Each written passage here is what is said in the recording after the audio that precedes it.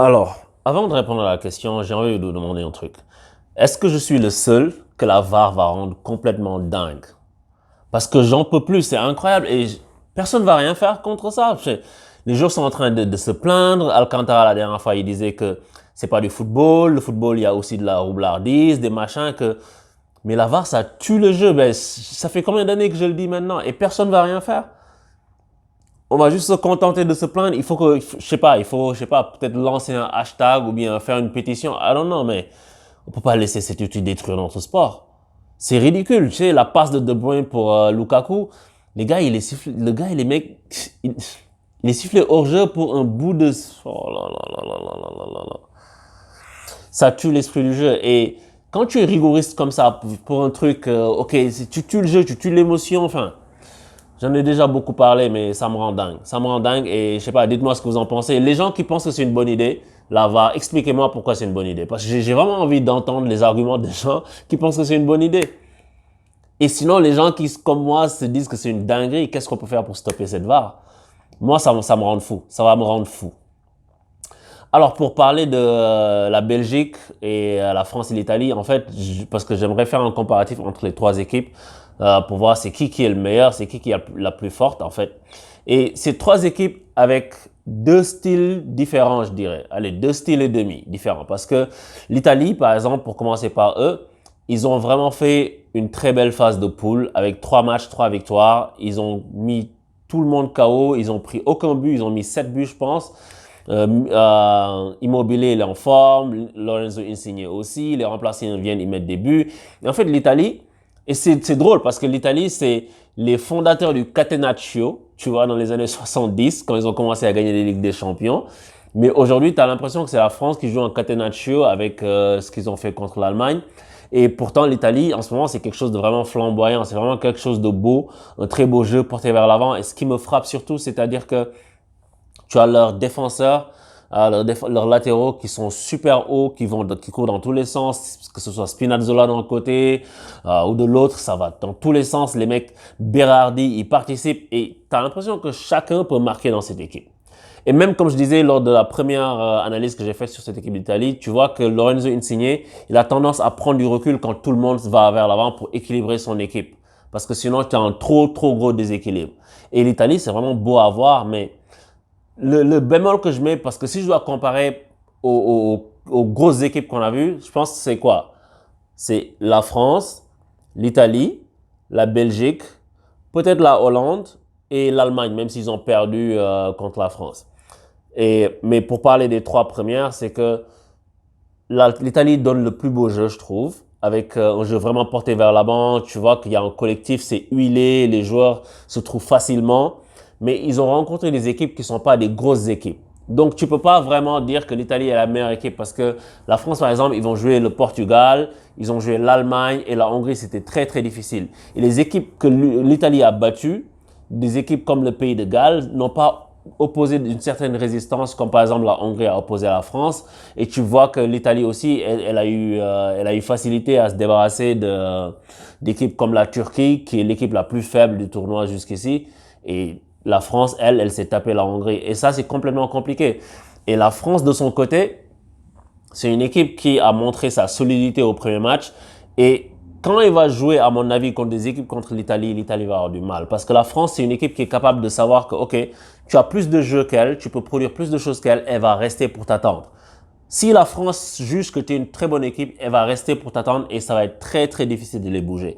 La France, en fait, tu peux les bouger s'ils décident de sortir pour jouer. Et c'est ce qui s'est passé contre la Hongrie. La Hongrie a fait à la France ce que la France a fait à l'Allemagne. Avec la confiance dans le jeu en moins, mais ils avaient eu le support de leur public et ça les a transcendés. Et moi, j'ai écouté plein de gens dire plein de choses sur là-dessus et jusqu'à présent, j'en ai pas parlé. Mais on parle de Deschamps qui a mis Digne à la place de Hernandez, que Pavard n'a pas fait un bon match, mais c'est normal. Je vais vous dire pourquoi. Parce que Lucas Digne, il l'a mis parce que Deschamps s'est dit, la Hongrie, c'est pas l'Allemagne. La Hongrie va pas venir nous subtiliser le ballon, le confisquer, jouer haut devant nous, essayer de marquer un but. La Hongrie va nous attendre. Donc pour que je déjoue le piège tendu par la Hongrie, leur système qui va être en bloc bas, il faut que j'ai une équipe qui est haut placée. Il faut que j'ai une équipe qui est haut placée. Ça va permettre à un joueur comme Karim Benzema de plus avoir d'influence sur le jeu. Je sais que ça n'a pas été le cas, mais l'idée, c'est ça. Et pour que j'ai mon équipe placée haut aussi, il me faut des latéraux qui soient hauts. Et pour que mes latéraux hauts puissent donner quelque chose, il faut qu'ils puissent centrer. Et comme Lucas Digne est l'un des meilleurs centreurs du championnat anglais, c'est pour ça qu'il l'a mis pour pouvoir centrer les ballons. Sauf que en France, les gars qui jouent dans l'axe, le gars qui peut réceptionner des centres, en général, c'est un Giroud. Parce que les autres, ils ont un jeu différent.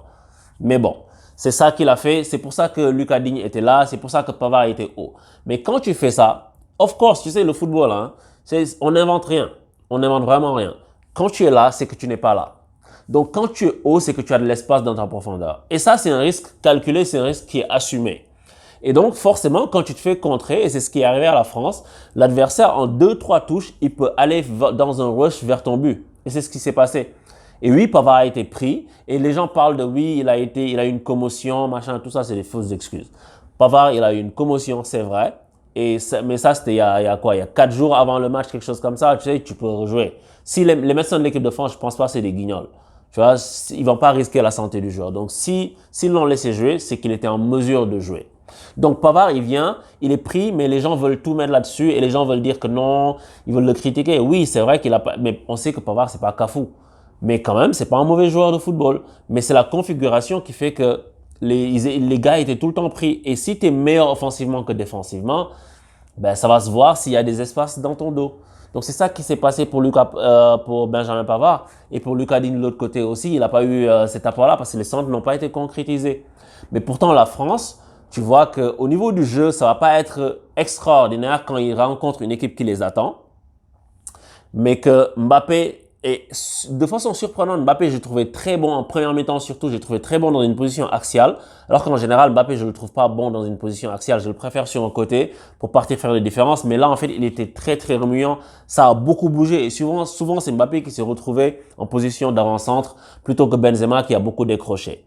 Mais si je compare maintenant, si je dois ramener ça à l'échelle de la France qui rencontre l'Italie ou même maintenant la Belgique, c'est que la France va gagner ces matchs-là, à mon avis, si les autres équipes sont dans une configuration, on fait le jeu. Parce que il y a rien qui fait plus plaisir à la France d'avoir un adversaire qui veut faire le jeu. C'est pour ça que les Belges, ils ont été battus en Coupe du Monde en demi-finale, ils ont la rage jusqu'à présent, parce que la France a fait ce qu'elle sait faire.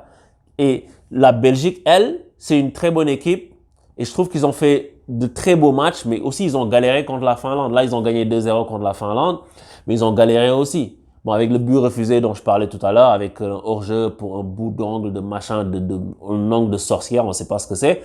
Mais la Belgique, moi, je les juge pas en fait sur le premier match parce que ça a été bon, mais et même en première mi-temps du deuxième match, ça a été bon, mais il leur manquait leur équipe type. Et là, tu as eu les rentrées de Hazard, de Witsel et de Bruyne. Ça te change une équipe. Donc, on les a eus tous les trois face à l'Allemagne et je pense qu'ils sont peut-être un peu en manque de rythme. Donc, je ne peux pas juger la Belgique aujourd'hui pour dire que c'est la meilleure équipe. Je trouve que c'est une très belle équipe avec un fort potentiel offensif, mais défensivement, ils sont pas très solides. Et je pense que c'est là que la France est plus devant ces équipes-là. Quand ils vont se rencontrer, si ces équipes-là viennent en mode possession de balle, je joue, elles vont se faire battre. Parce que la France, elle demande que ça. T'as N'Golo Kanté au milieu, t'as Pogba au milieu, il n'y a rien qui passe. Si t'as du Vieira Makelele, tu peux aller nulle part. Tu vois ce que je veux dire? Mais la Belgique, ils ont encore une semaine avant de jouer leur match. Donc, à l'instant T, je trouve que l'équipe qui a été le plus séduisante, c'est l'Italie. Maintenant, la Belgique, elle a été aussi plus convaincante que la France. Mais la France, qu'elle a fait contre l'Allemagne, tout le monde a dit qu'ils vont soulever la coupe. Mais comme je vous ai dit, le football, c'est pas comme ça. Et l'Allemagne, je ne vais pas les write off. Parce que l'Allemagne, s'ils rencontrent la France à nouveau, je pense pas qu'ils vont faire l'erreur qu'ils ont faite. Après, tu as les Pays-Bas à côté, mais ça, je le ferai dans une autre vidéo. Mais juste pour dire qu'en fait, je pense que ça va être très intéressant de voir maintenant qui va se rencontrer en huitième de finale, qui va avoir des blessés, parce que la France, elle a eu Dembélé qui est blessé. Mais je sais pas, dites-moi vous qui vous pensez être le meilleur entre ces trois équipes et qu'est-ce que vous entendez par meilleur? Qui est plus armé pour gagner des matchs ou bien qui est plus à même de te produire un beau jeu? Je pense que jusqu'ici c'est l'Italie et je pense que c'est la Belgique aussi, que la France ferme la marche parmi les trois, mais la France est l'équipe la plus solide que j'ai vue sur le tournoi jusqu'ici. Et vous fiez pas au match contre la Hongrie parce que forcément si les mecs ils défendent bas, c'est difficile de marquer. Tu sais, la Belgique ils ont eu du mal, la France a eu du mal. toutes les équipes ont du mal contre ces équipes-là. On sait ce qu'il faut faire, il faut déborder, il faut centrer, il faut jouer dans les petits espaces. Et je trouve que la France a très bien joué dans les petits espaces. C'est juste que Benzema, par exemple, n'a pas pu concrétiser certaines occasions parce qu'il a une grosse pression. Il faut qu'il s'en débarrasse. Mais c'est une équipe qui va être difficile à bouger. Donc, si la France décide de rester derrière, tu vas pas passer. Mais si l'Italie aussi réussit à faire sauter le verrou français, on va voir. Donc, en tout cas, j'ai hâte de voir le huitième de finale avec moins d'équipes qui bétonnent et plus d'équipes qui jouent vers l'avant pour pouvoir avoir un beau spectacle. En tout cas, dites-moi ce que vous en pensez. Qui, selon vous, est la meilleure parmi ces trois équipes et qui, à votre avis, est le favori pour gagner cet Euro so far? Je vous dis à bientôt sur On pour tous. Ciao!